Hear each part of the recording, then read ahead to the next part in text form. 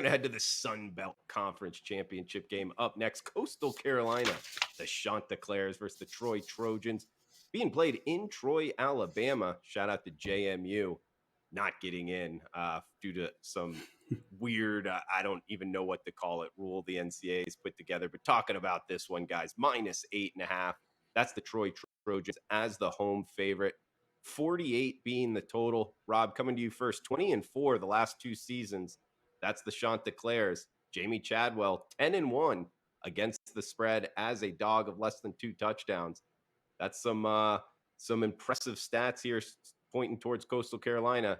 However, Grayson McCall banged up at the quarterback position. He's a big loss. What are we thinking here? Coastal Carolina and Troy, Robbie. Yeah, and this is one game, Drew, where we'll get an outdoor venue. This game is played on the winner of the conference's home field. So in Troy, Alabama, from what I see, look ahead weather report, the hours that this game is going to be played. Looks like the first half will be cloudy. Looks like the second half has potential, not a real huge potential, but 30 to 39% chance of rain in the second half. Temperature's going to be good, 67, 74 degrees, so warm. Winds non-existent, really, 1 to 6 miles an hour. So just something to keep an eye on. Second half, maybe there could be a little bit of rain. We'll see. It's an interesting series history here, Drew, and I don't think it's applicable here because of the Grayson McCall injury. But much to my surprise, and I'll start with the first one, the underdog last 3 games has covered all 3. But it's the totals that came up really strange to me. The last 5 winners in this series have scored 35, 42, 36, 45, and 42. That's a lot of points for a winning side in a game involving Troy. Whether Troy is the team scoring the big points or not, irrelevant to me. It's probably Coastal Carolina in every situation. But the thing is, Troy's defense usually good enough to not allow those types of points. It shows you how good Jamie Chadwell's offense has been over the course of the last few years. Now, according to the head coach, when Grayson McCall first got hurt, guys, it was a 3 to 6 week time frame for him to come back. This is the 4th week of that 3 to 6 frame.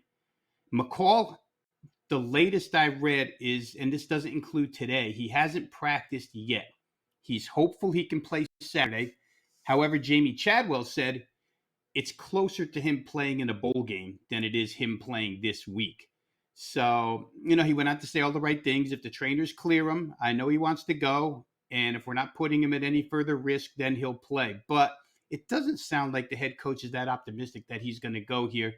And Troy's head coach, John Summerall, obviously said we're preparing for McCall. So we'll see. It's very tough to handicap it without true knowledge of whether or not he'll go.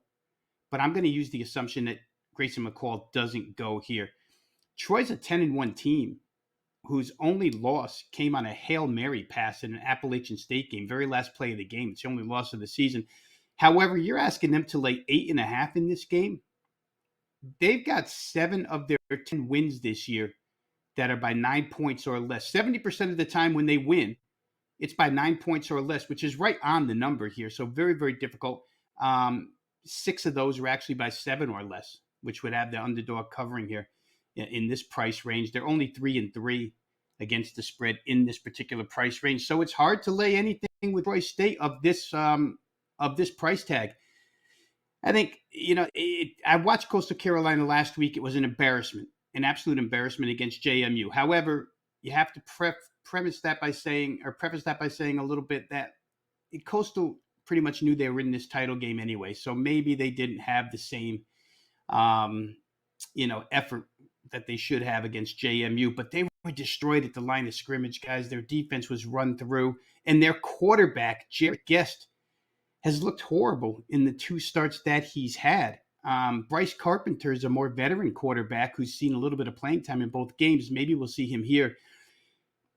If I had the guts to just say I'm going to bet Jamie Chadwell's scheme, and he'll schematically, even with a backup quarterback, be able to get past Troy's really, really good defense, 8.5 seems like a really good take.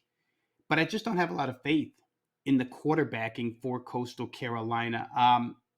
Couple of games that they've played against really physical teams in the last 5 weeks. Marshall outgained them 407 to 271. And then JMU last week, 502 to 183. Troy is a physical team too, but I'm going to end it with this number, guys. If you just look at Troy's overall statistics for the season, you're going to find that at the line of scrimmage, they're plus yards per carry allowed. They're a plus. If you erase the last two games that they played against defensive weaklings, Arkansas State and ULM, the other 10 games, Troy was outrushed by their opponent. They lost the line of scrimmage. 3.0 per carry is all they get, and they allowed 3.5. So as good as their defense is, they're not really that great up front. I think if I had to, Drew, I would probably trust Jamie Chadwell in this game against the first-year head coach. He's been here before. Even if he has a backup quarterback, I think I would take 8.5. Ralph, what are you thinking? Chanticleers and Trojans. Well, Rob misspoke one. They lost to Old Miss in the opener as well, so they're a 10-2 team. Right, Troy right. is, he said 11-1, but they had covered that game, and they only got a game by 87 yards at Old Miss, so that was a nice performance. Because of the injury, a lot of times people think, well, if a high candidate, for Oklahoma or Ohio State gets hurt, that it's the biggest loss. When you have a team like Grayson McCall, the drop off to number 2 is probably as big as there is in the NCAA. I read the same Myrtle Beach Online article, and he said he couldn't have played last Saturday. He's likely ready okay to play for the bowl if he's going to play in the bowl, because he has NFL caliber. But I'm going to consider him out for this. Rob made a great point. I can't trust Troy as a favorite. I want no part of the Chanticleers offense that gained 183 yards and against Southern Miss at home gained 361 and they got outgained. I'm going to look at this. If McCall doesn't play, the team totals aren't out yet. But with a line of 8.5 and a total of 48.5, you're likely to see a 28.5 team total on Troy and a 20-point team total on Coastal Carolina. Troy is number 10 this year in defense in the country, holding teams to 85 yards per game under their average. I'm going to play the Chanticleers under 20 as the team total in this one if McCall doesn't play. Makes a lot of sense there, Ralph. All right, team total under for the Shants if McCall doesn't play. Like that, Ralph.